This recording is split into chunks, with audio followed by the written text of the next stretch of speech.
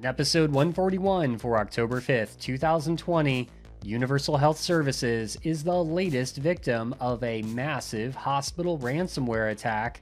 The FBI issues new warnings about false claims of hacked voter information and the top Android 11 privacy and security features. Get off the grid with Silent Pocket's full line of Faraday bags, wallets, and phone cases, which will make your devices untrackable, unhackable, and undetectable.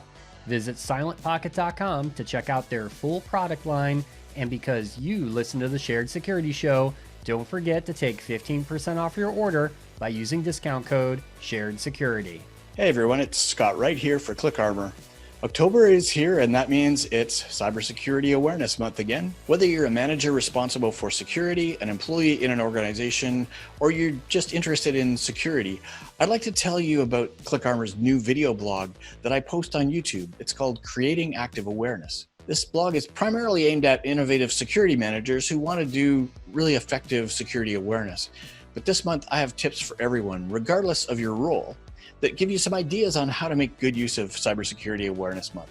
So check out the ClickArmor channel on YouTube to see the many short episodes of this ongoing series. And finally, and most exciting, you should definitely check out our free Home Alone gamified learning module that teaches you and your team in a fun way how to work from home securely with your own organization's leaderboard. To get started, just go to clickarmor.ca/sharedsecurity.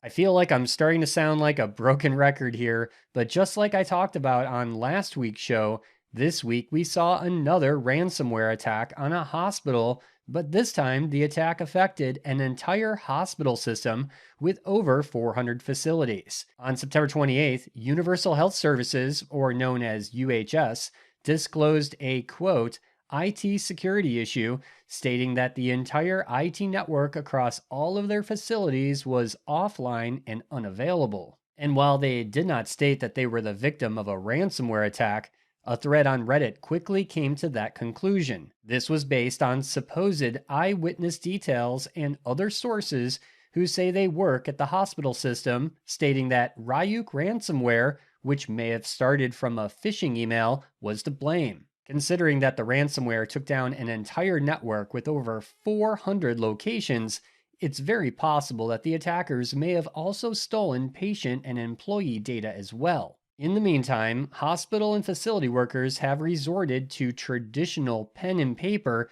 to conduct their jobs, all the while ensuring they are taking care of their patients. No deaths, at least as of this podcast recording, have been attributed to this attack. Check out our show notes for the latest updates and statements from UHS as this story continues to develop. In other ransomware news, the cybercriminal responsible for attacking a Nevada school district with a ransomware attack has published private data belonging to thousands of students following a failed attempt to extort a ransomware payment. In this case, the school district refused to pay the ransom, which led to the publishing of student names, social security numbers, addresses, and financial information, all on an underground forum. The Federal Bureau of Investigation and the U.S. Cybersecurity and Infrastructure Security Agency last week issued a joint public service announcement about the threat of disinformation campaigns targeting the 2020 U.S. elections. According to the alert, threat actors are actively spreading false information about successfully compromised voting systems and voter registration databases to, quote, manipulate public opinion, sow discord, discredit the electoral process, and to weaken the public's trust in U.S. institutions. What's interesting here is that U.S. voter registration data can easily be purchased or acquired through public sources, so there would be no hacking needed to get to this information anyway. However, many people don't know this, and when these threat actors, most likely from Russia, China, and Iran, spread false news, especially through social media, it can definitely cause a huge problem for our upcoming election. The FBI has some great advice, though.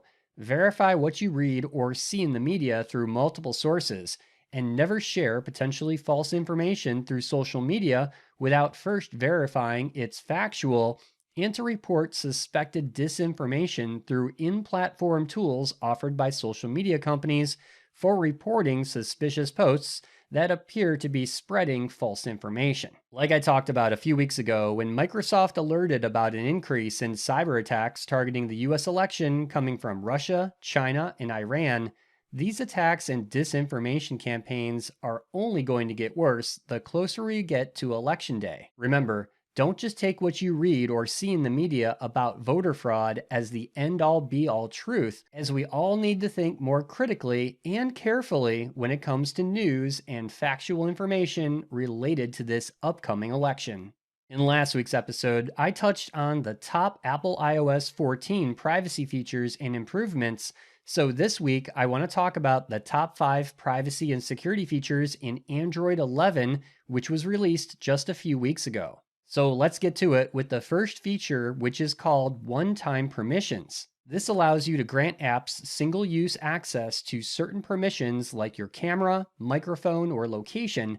So if you prefer, each time you open the app, you'll be asked if you want to approve the request again. And related to that, another new privacy feature will reset the permissions of apps you haven't used in a while, preventing any unnecessary access in the background for apps you installed and only used once. Next, Google improved the way Android 11 handles work and personal profiles for enterprise users called Scope Storage, which gives each app an isolated storage area on the device in a way that no other app installed on the same device can directly access data saved by other apps. Now that that's enabled for all apps by default, apps don't require any special permissions to save and access their own sandboxed files on external storage. And probably the biggest improvement to privacy on Android 11 is further restrictions on how apps access background location data. So when an app requests permission to access your location, Android 11 ensures first granting only the foreground location, and if it requires access to the location from the background as well,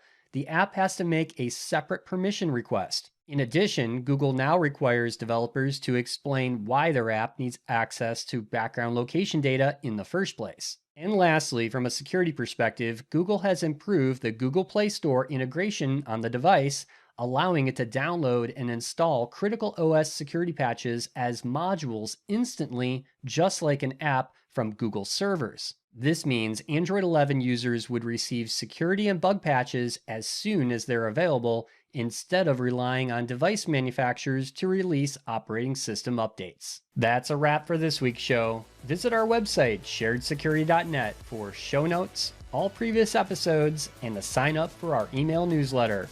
First-time listener of the show, please subscribe wherever you like to listen to podcasts.